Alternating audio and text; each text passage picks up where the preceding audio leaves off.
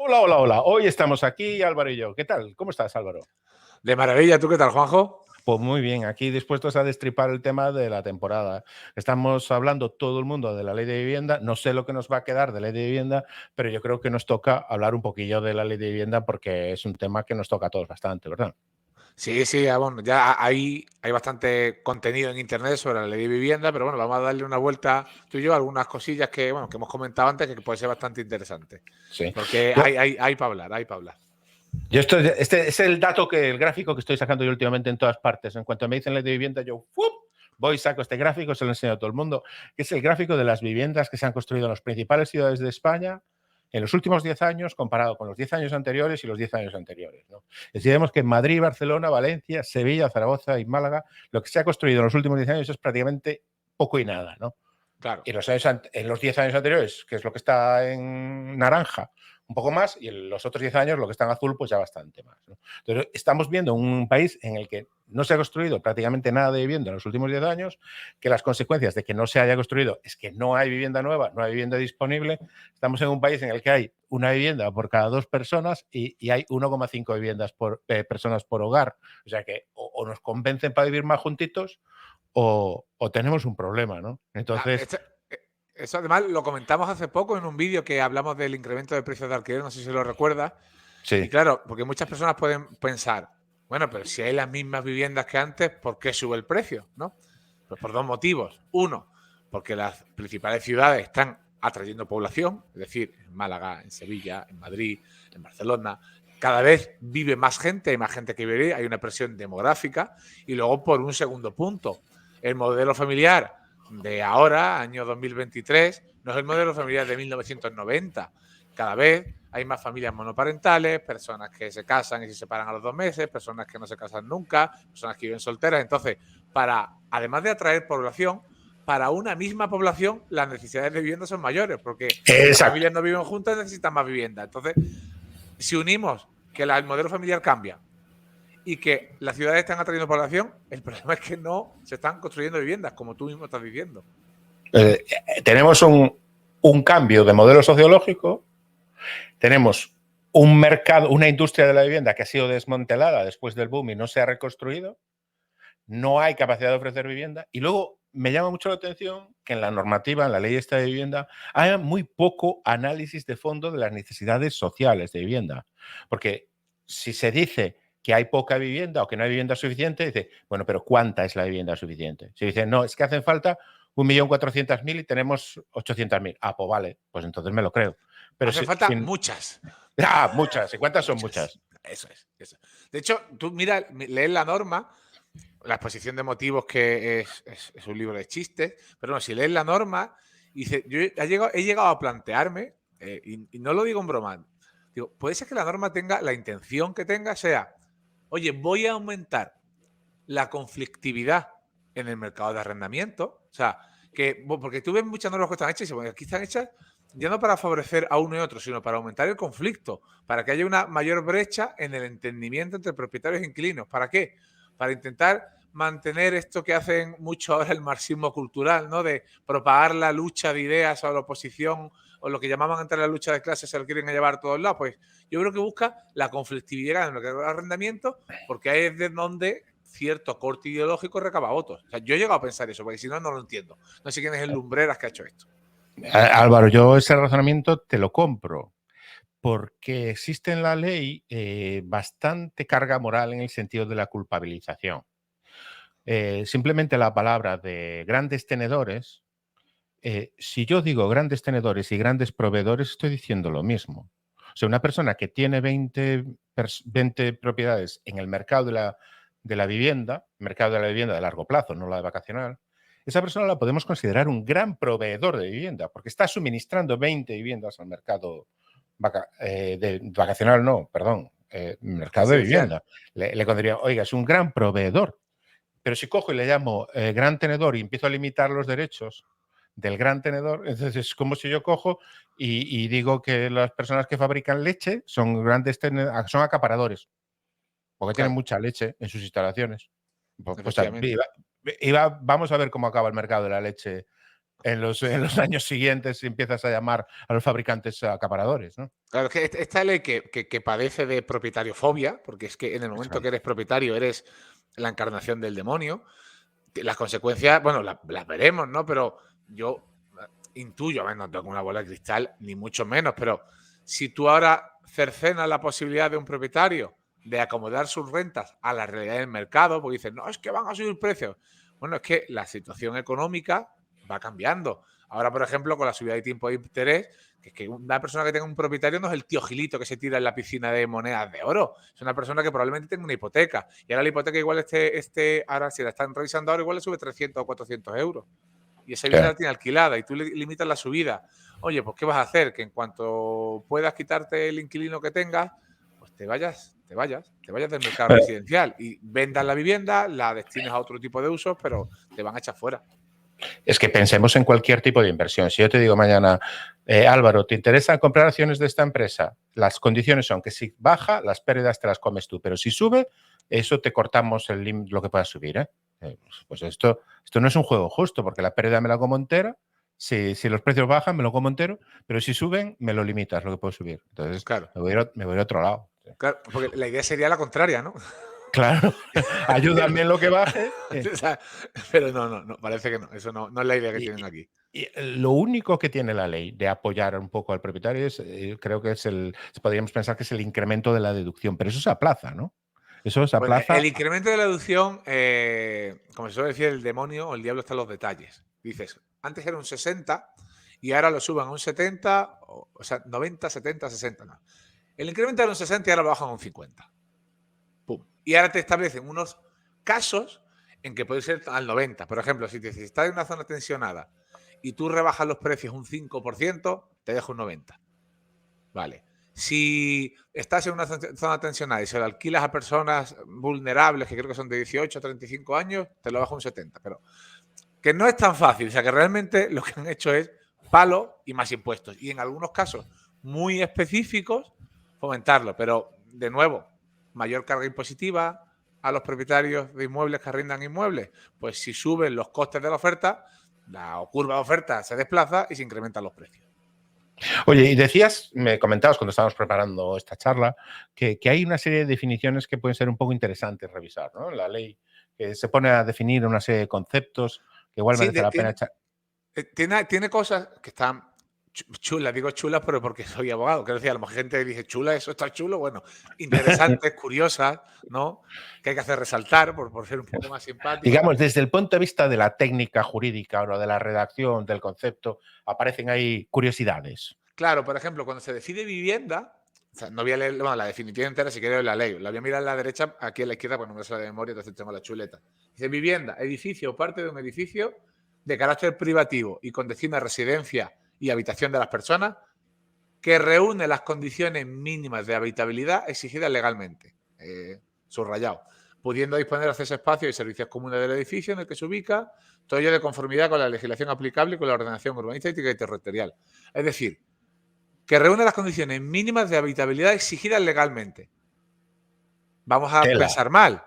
¿Me está diciendo que si no tengo cédula de habitabilidad, eso no es una vivienda? Bueno, esa es una. Y otra es que en las condiciones de habitabilidad, como las de todos, como las de los coches y como las de las neveras, cada vez son más exigentes, ¿no? Cada vez le pedimos más la calificación energética. Pues yo cuando era niña no teníamos cinturón de seguridad en el coche. Ahora tienes cinturón de seguridad, airbag y 800 cosas. Pues con las viviendas lo mismo. Fíjate tú que en los años 70 y 80, por ejemplo, una cosa como las habitaciones italianas, ¿te acuerdas? Que una habitación ventilaba a través de otra. Esto era súper común en las viviendas. Claro.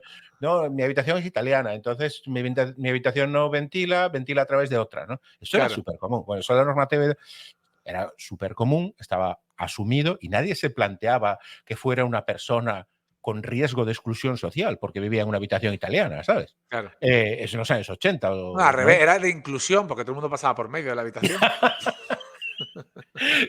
Pero hoy en día eso está súper prohibido por la Claro, normativa de habitabilidad. claro. Tú no puedes considerar una habitación italiana como una habitación habitable. Entonces, si tú coges el patrimonio construido y le aplicas la normativa de habitabilidad de hoy, lo estás dejando todo fuera, ¿no? Claro. no estoy diciendo que la ley diga eso, porque dice las condiciones de habitabilidad legalmente exigibles, y si te pones a aplicar las condiciones, a exigir la ley de condiciones de habitabilidad según la exige la normativa técnica, pues cada una tiene su rango de aplicación. Pero Claro. quiero decirte cómo hemos evolucionado en eso, ¿no? Sí, sí, sin duda. Mira, otra definición que, bueno, esta definición siempre te dice salvo que la administración competente en materia de vivienda tenga otra, ¿no? Pero bueno, otra cosa que creo que es interesante, ahora si quieres voy a comentar lo que se consideran condiciones asequibles de vivienda, pero hay una definición que está Juanjo, a ti te va a encantar. Define dos tipos de residencia. La habitual y la secundaria. La habitual, la que constituye el domicilio permanente de la persona que lo ocupa y que puede acreditarse a través de los datos obrantes del padrón municipal u otros medios válidos en derecho. Esta nos suena a todos. Pero es que hay otro tipo de residencia, la secundaria. Dice, toda aquella vivienda que se utiliza por su propietario para estancias temporales o intermitentes y que no constituye su residencia habitual. Ojito esto. Y tú que eres arquitecto y que eres más de urbanístico, estás puesto. Entonces el uso residencial no es solo el de residencia habitual. ¿Me estás diciendo en esta ley que hay otro tipo de uso residencial, el secundario? Tela. Tela. O sea, a ver, yo no sé qué se interpretará después de esto. Yo estoy especulando. Pero me estás definiendo dos usos residenciales. Sí. Que esto es algo que, bueno, lo sabes tú, hemos discutido incluso con ayuntamientos, hay modificaciones de planes urbanísticos y aquí en esta ley dos tipos de usos residenciales. A mí me No parece digo que esto vaya a cambiar todo, pero que es interesante, cuanto menos. A mí me parece que es... a mí técnicamente no me gusta. Me parece que introduce una confusión que no es necesaria. Porque la definición de vivienda principal ya lo dices que tiene esa condición de habitual, pues entonces pues esa habitual es una, ¿no? No van a ser, Claro. a ser dos, ¿no? Entonces, como no, igual que no te puedes empadronar en dos sitios, pues la otra no será residencial, no sé. Bueno, No o es, sí, perdón, es o sí. residencial, pero no es vivienda. Claro, es residencial, pero dices toda aquella vivienda, ¿vale? Es que ya estamos mezclando aquí lo de siempre, porque, vale, esto es una ley que luego esta ley también modifica la ley de arrendamientos urbanos. En ley de arrendamientos urbanos, vivienda es vivienda. Vivienda es vivienda habitual. La ley de arrendamientos urbanos, cuando regula los tipos de arrendamientos, está A, vivienda, B, uso distinto de vivienda. Y en uso distinto de vivienda, unos tipos, pero vivienda, vivienda, no hay más. Entonces, en una ley que me modifica la ley de arrendamientos urbanos, residencia secundaria, toda aquella vivienda que se utiliza, a ver, que igual te refieres a vivienda desde otras perspectivas, como las define al principio, pero ya estamos un mismo concepto, depende en qué texto lo metamos, significa una cosa u otra. Y no voy a tocar el tema tributario con vivienda, porque entonces ya aquí, no, o sea, nos descojonamos. Pero que es curioso, es curioso, es curioso. Oye, Y ¿y qué es la condición? Perdona, sí, sí. no, y quería hablar de una cosa que no quiero que se me escape, porque esto aquí he hecho unos cuantos números que van a ser muy interesantes. Habla de lo que son condiciones asequibles, ¿no? Y bueno, aquí yo no, aquí mira, en este caso en concreto, yo no descarto que tuviese una buena intención al describir que son condiciones asequibles. Lo que pasa es que las buenas intenciones, viendo cómo se van encajando luego en el resto de la ley, vemos que si aquí había una buena intención, luego se pervirtió o al que puso esta condición, pues no, le engañaron un poco. Te dice, ¿qué son condiciones asequibles? Que cuando la cuota hipotecaria o la renta, es decir, cuanto lo que la letra de la hipoteca, ¿no? O sea, la amortización más los intereses o la renta del alquiler, cualquiera de los dos, así como los gastos y suministros básicos, ahora digo cuáles son, no superen el 30% de los ingresos de la unidad de convivencia. Vale, es decir, que si tú estás viviendo en una casa comprada, lo que te pagas de hipoteca, más los gastos que tengas, que ahora explico cuáles son, no superan el 30% de los ingresos de tu familia, es asequible. Si lo superan, no. ¿Qué gastos y suministros básicos son? Pues la luz, el gas, agua, internet y la comunidad de propietarios. Y ahora he cogido y he hecho un ejemplo. O sea, no sé. Alguien me podrá decir que está mal, ¿no? Pero bueno, yo he cogido un alquiler, pues nada, vamos a suponer 750 euros. A lo mejor, no estás tú en Santiago, es mucho, pero aquí en Málaga 750 euros puede ser un precio de alquiler normal. De luz, que pagas al mes a día de hoy, 80 euros si tienes termoeléctrico, no te los quita nadie. He quitado el gas. Ponle que de agua son 25, de internet 30 euros, ¿no? Wifi, el teléfono y comunidad de propietarios 50. Evidentemente alguno me dirá, yo pago de comunidad 200. Bueno, pues tendrás piscina y pista de pádel, 50. Ya te está yendo ahí que el total de esto te suman 935. O sea, si una persona que tenga un alquiler de 750 euros con unos gastos normales, tiene que tener un sueldo mínimo de 3.116 euros para que se considere que sus condiciones son asequibles. ¿Quién gana 3.116 euros netos? A ver, los habrá, pero no es algo común. De hecho, Claro. si aíslo los gastos, es decir, venga, no tengo en cuenta el alquiler, solo los gastos. Es decir, luz, agua, internet, comunidad de propietarios. ¿Qué sueldo tengo que tener? Los gastos son 185 y para eso necesito un sueldo de más de 616 euros. Solo para que mis gastos sean condiciones asequibles. Por lo tanto, estamos viendo, esto no, o sea, puede que sean condiciones asequibles en un área rural, una zona perdida, en zonas donde no se ha construido vivienda, es que condiciones asequibles no se van a producir casi nunca. Claro, es que Es casi imposible. por otra parte, incluso desde el punto de vista de la sostenibilidad, yo creo que sociológicamente y culturalmente no estamos preparados para soportar, la sociedad no está preparada para soportar el número de personas por hogar que tenemos con las viviendas que tenemos. Es decir, si nosotros nos metemos en viviendas de salón y 3 dormitorios y metemos en cada vivienda una persona, nos hace falta 4 Españas para meter a la gente. Es decir, si en los años 80 y 90, que es cuando la masa de las viviendas que existen en España, no se han construido en 2020. Se han construido en los años 80, 90, 70 y 2000. Claro. Entonces, esas viviendas que se han construido en el pasado, porque una vivienda dura es lo que tiene, no, el parque de automóvil lo renuevas cada 10 años, pero las viviendas nos las quedamos. Hay viviendas que tienen 200 años, nos las quedamos para siempre. Es decir, en esas viviendas tú metes hogares y unidades familiares de una y media persona en viviendas de 3 dormitorios. Es decir, esto hay que darle una pensada profunda del movimiento de la cuestión social. Y además, añádele que, claro, si tú pones limitaciones en la renta, como pone esto, que ahora luego si no las comentamos, tú imagínate que pones una limitación en la renta y tú eres un propietario que tienes una vivienda de 3 dormitorios y te viene pues una familia con 3 hijos, con unas rentas medio bajas o una persona soltera con una renta alta. Tú el precio está limitado. ¿Quién te da más garantías de pago? El de la renta alta. O una persona, si tiene el precio limitado, ¿qué pisos va a coger? Oye, pues el más grande. ¿Por qué? Porque un cuarto, pues meto la bicicleta, el monopatín, o sea, lo utilizas de trastero, en otro meto las guitarras, pues ¿para qué? ¿Para qué coger unos chicos? Coger uno grande, total, si están limitados los precios. Entonces hace que los precios más grandes vayan a los que son más confiables desde el punto de vista del propietario. Claro. Cargas el mercado. Entonces, porque al final los pisos más grandes se quedan infrautilizados. ¿Por qué? Porque no tienes el elemento del precio como factor discriminador. Claro, es que yo me voy a meter en tu terreno de economista, Álvaro, pero es que si tú no aumentas la oferta, lo único que estás haciendo es repartiendo lo que hay. O sea, esto es una variante del racionamiento. Y racionamiento como modelo económico yo no creo que tenga muchos casos de éxito históricamente que se puedan encontrar, ¿no? Es decir, lo que tenemos que hacer es hacer medidas, que a lo mejor es posible hacer medidas sociales para regular la demanda, ¿no? Incentivar que la demanda funcione de otra manera socialmente, eso se puede hacer, o incentivar que la oferta funcione de otra manera, ¿no? Es decir, por supuesto, ya lo has comentado tú, construir unas viviendas, o por ejemplo, en el caso del mercado arrendaticio, hay viviendas que están vacías.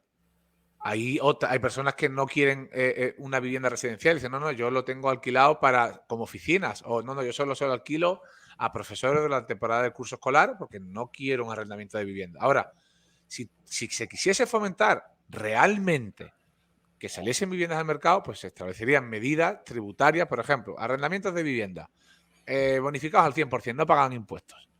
Un caramelito que a mucha gente le encantaría, pero ¿qué pasa? Que no, que quieren su parte, que quieren su trozo de pastel y que realmente, digo, en mi opinión, no quieren solucionar el problema de vivienda, lo que quieren es crear mayor conflictividad. Es decir, eso es un análisis casi político, ¿no? Es decir, cuanto peor, mejor, ¿no? Cuanto más bronca, más se hincha el globo y más sube el argumento político, ¿no? Oye, nos está quedando un análisis de lo más político, pero bueno, oye, es lo que hay, ¿no? Sí, bueno, aparte, lo comentaba al principio, de la ley de la vivienda, yo, bueno, he visto varios webinars, he leído varios artículos que se han publicado y cualquiera que quiera empaparse a nivel técnico, jurídico, incluso análisis que han hecho economistas muy buenos, ya los tiene ahí, no vamos a hablar de lo mismo, vamos a hacer un poco todo un revolutum de lo que hemos visto. Y que hay una cosa que, mira, cuando estamos hablando de la... Esto, ¿cómo se llamaba? Que se me olvidó, las condiciones asequibles. Son muy importantes porque en cierta medida eso es lo que sirve de soporte para determinar lo que se llaman las zonas tensionadas, ¿no? Las zonas tensionadas es donde se establecen las limitaciones de precios principalmente. Y yo he cogido y te dicen, mira, hay una forma de saber si una zona es tensionada. Hay 2 mecanismos. Y vamos a ver que con esos 2 mecanismos tensionado es todo. Que, como digo, la aldea y la montaña no, pero prácticamente cualquier ciudad. Y he cogido, te dice, ¿cómo es una una zona tensionada cuando la carga media hipotecaria o del alquiler más gastos, una u otra, sea mayor que el 30% de los ingresos medios o renta media de los hogares, ¿vale? Es como se coge por zona. La otra opción es cuando el precio de compra o alquiler haya subido 3 puntos porcentuales más que el IPC de esa comunidad autónoma en los últimos 5 años. Entonces, ¿esto qué quiere decir? Y yo he cogido un ejemplo de Málaga, que es mi ciudad, la que conozco. Y he cogido dos zonas de Málaga, una barriada que se llama La Paz y otro barrio que se llama el Limonar. La barriada de La Paz es una zona de clase media, por así decirlo, y el Limonar es una zona de clase media alta. Y me voy a la barriada de La Paz. La renta media mensual de esa zona son 2.350 euros. Por lo tanto, el alquiler máximo que se puede tener en esa zona, más los gastos, son 706 euros. Si no, ya es zona tensionada. Ten en cuenta que si le quito los gastos, que he puesto antes en el ejemplo, que son 185, me dice que el alquiler son 520 euros. Yo busco ahora mismo y no encuentro un alquiler por 520. Por lo tanto, esa zona ya es zona tensionada. Si me voy a lo que dice, es un sitio de renta media que no está en el centro histórico, que no es una zona de grandes comercios, es una zona residencial, ¿vale?